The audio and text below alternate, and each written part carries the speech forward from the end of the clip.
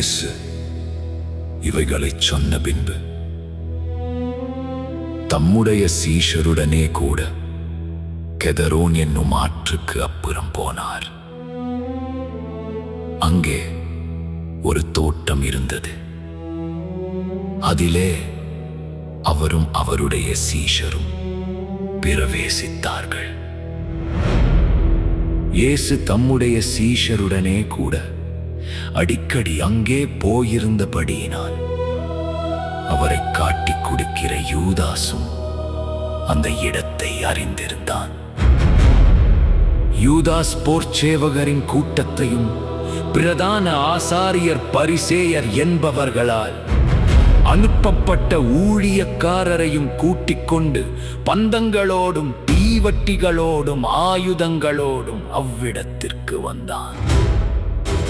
இயேசு தமக்கு நேரிடப் போகிற எல்லாவற்றையும் அறிந்து எதிர்கொண்டு போய் அவர்களை நோக்கி, யாரை தேடுகிறீர்கள் என்றார். அவருக்கு அவர்கள் பிரதியுத்தரமாக, நசரேயனாகிய இயேசுவை தேடுகிறோம் என்றார்கள். அதற்கு இயேசு, நான் தான் என்றார். அவரை காட்டிக் கொடுத்த யூதாசும் அவர்களுடனே கூட நின்றார். நான் தான் என்று அவர் அவர்களிடத்தில் சொன்னவுடனே அவர்கள் பின்னிட்டு தரையிலே விழுந்தார்கள். அவர் மறுபடியும் அவர்களை நோக்கி, யாரை தேடுகிறீர்கள் என்று கேட்டார். அவர்கள், நசரேயனாகிய இயேசுவை தேடுகிறோம் என்றார்கள். இயேசு பிரதியுத்தரமாக, நான் தான் என்று உங்களுக்கு சொன்னேனே. என்னை தேடுகிறதுண்டானால் இவர்களை போக விடுங்கள் என்றார். நீர் எனக்கு தந்தவர்களில் ஒருவனையும் நான் இழந்து போகவில்லை என்று அவர் சொல்லிய வசனம் நிறைவேறத்தக்கதாக இப்படி நடந்தது. அப்பொழுது சீமோன் பேதுரு தன்னிடத்தில் இருந்த பட்டயத்தை உருவி பிரதான ஆசாரியனுடைய வேலைக்காரனை வலது காதர வெட்டினான். அந்த வேலைக்காரனுக்கு மல்குஸ் என்று பெயர். அப்பொழுது இயேசு பேதுருவை நோக்கி, உன் பட்டயத்தை உரையிலே போடு. இதா எனக்கு கொடுத்த பாத்திரத்தில் நான் பானம் பண்ணாதிருப்பேனோ என்றார். அப்பொழுது போர்ச்சேவகரும் 1000 போர்ச்சேவகருக்கு தலைவனும் யூதருடைய ஊழியக்காரரும் இயேசுவை பிடித்து அவரை கட்டி முதலாவது அவரை அண்ணா என்பவனிடத்திற்கு கொண்டு போனார்கள். அவன் அந்த வருஷத்து பிரதான ஆசாரியனாகிய காய்பாவுக்கு மாமனாயிருந்தான். ஜனங்களுக்காக ஒரே மனுஷன் சாகிறது நலமாயிருக்கும் என்று யூதருக்கு ஆலோசனை சொன்னவன் இந்த காய்பாவே. சீமோன் பேதுருவும் வேறொரு சீஷனும் இயேசுவுக்கு பின் சென்றார்கள். அந்த சீஷன் பிரதான ஆசாரியனுக்கு அறிமுகமானவனாயிருந்ததினால் இயேசுவுடனே கூட பிரதான ஆசாரியனுடைய அரமனைக்குள் பிரவேசித்தான்.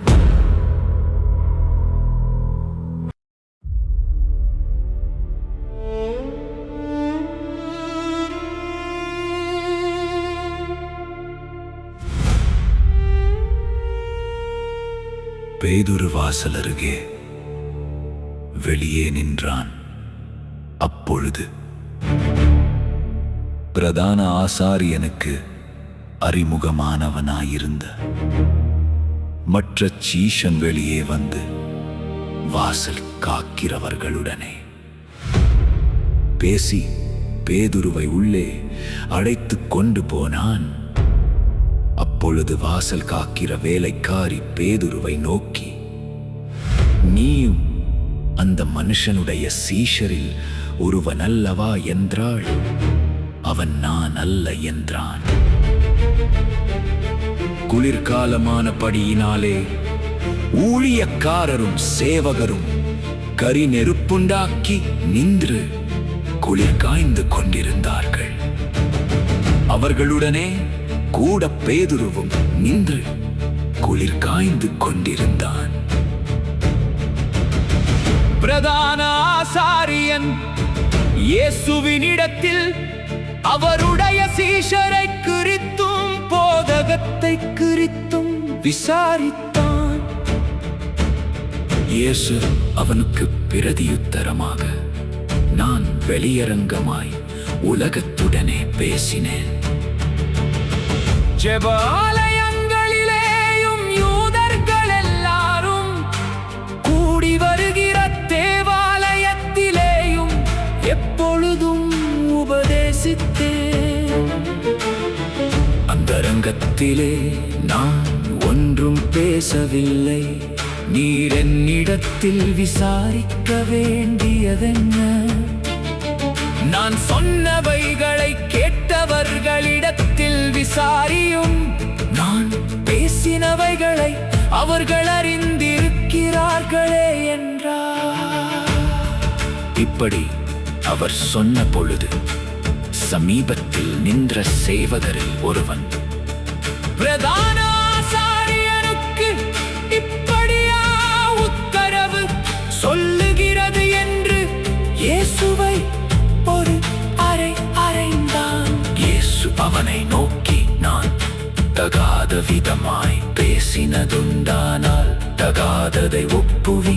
நான் தகுதியாய் பேசினேனேயாகில் என்னை ஏன் அடிக்கிறாய் என்றார். பின்பு அண்ணா என்பவன் பிரதான ஆசாரியனாகிய காய்பாவினிடத்திற்கு அவரை கட்டுண்டவராக அனுப்பினான். சீமோன் பேதுரு நின்று குளிர் காய்ந்து கொண்டிருந்தான்.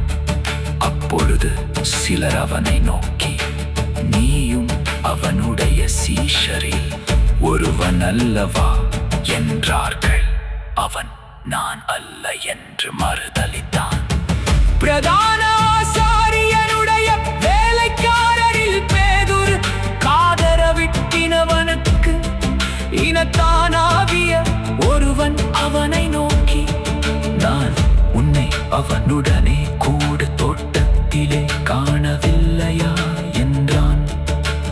அப்பொழுது பேதுரு மறுபடியும் மறுதலித்தான். உடனே சேவல் கூவிற்று. அவர்கள் காய்பாவினிடத்தில் இருந்து இயேசுவை தேசாதிபதியின் அரமனைக்கு கொண்டு போனார்கள். அப்பொழுது விடியற் காலமாயிருந்தது. தீட்டுக்கடாமல் பஸ்காவை புசிக்கத்தக்கதாக அவர்கள் தேசாதிபதியின் அரமனைக்குள் பிரவேசியாதிருந்தார்கள்.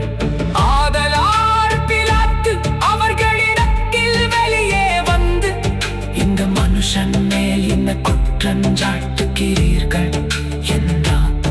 அவர்கள் அவனுக்கு பிரதியுத்தரமாக, இவன் குற்றவாளியாலிராவிட்டால் இவனை உம்மிடத்தில் ஒப்புக் கொடுக்க மாட்டோம் என்றார்கள்.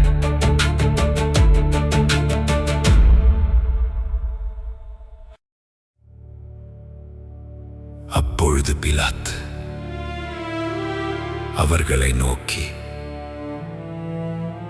இவனை நீங்களே கொண்டு போய் உங்கள் நியாயப் பிரமாணத்தின்படி நியாயந்தீருங்கள் என்றான். அதற்கு யூதர்கள், ஒருவனையும் மரண ஆக்கினை செய்ய எங்களுக்கு அதிகாரம் இல்லை என்றார்கள். தாம் இன்னவிதமான மரணமாய் மரிக்கப் போகிறார் என்பதை குறித்து இயேசு குறிப்பாய் சொல்லியிருந்த வார்த்தை நிறைவேறத்தக்கதாக இப்படி சொன்னார்கள். அப்பொழுது பிலாத்து மறுபடியும் அரமனைக்குள் பிரவேசித்து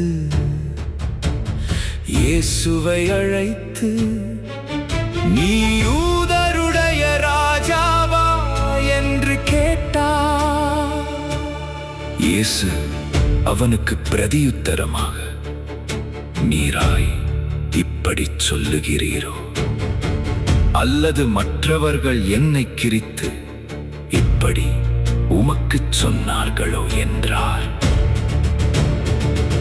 பிலாத்து பிரதியுத்தரமாக, நான் யூதனா?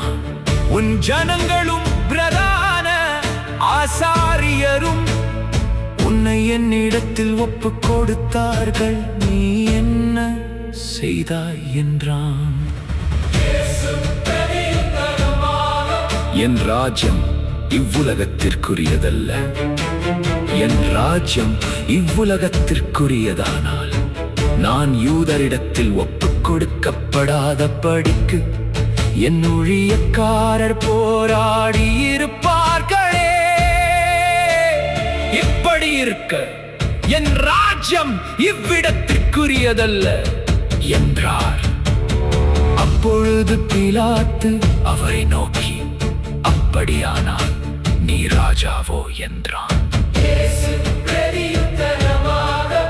நீர் சொல்லுகிறபடி நான் ராஜாதான். சத்தியத்தை குறித்து சாட்சி கொடுக்க நான் பிறந்தேன். இதற்காகவே இந்த உலகத்தில் வந்தேன். சத்தியவான் எவனும் என் சத்தம் கேட்கிறான் என்றார். அதற்கு பிலாத்து, சத்தியமாவது என்ன என்றான். மறுபடியும் அவன் யூதர்களிடத்தில் வெளியே வந்து, நான் அவனிடத்தில் ஒரு குற்றமும் காணேன். பஸ்கா பண்டிகையில் நான் உங்களுக்கு ஒருவனை விடுதலை பண்ணுகிற வழக்கம் உண்டே. ஆகையால் யூதருடைய ராஜாவை நான் உங்களுக்காக விடுதலை பண்ண உங்களுக்கு மனதுண்டா என்றான். அவர்கள் எல்லாரும் இவனை அல்ல, விடுதலை பண்ண வேண்டும்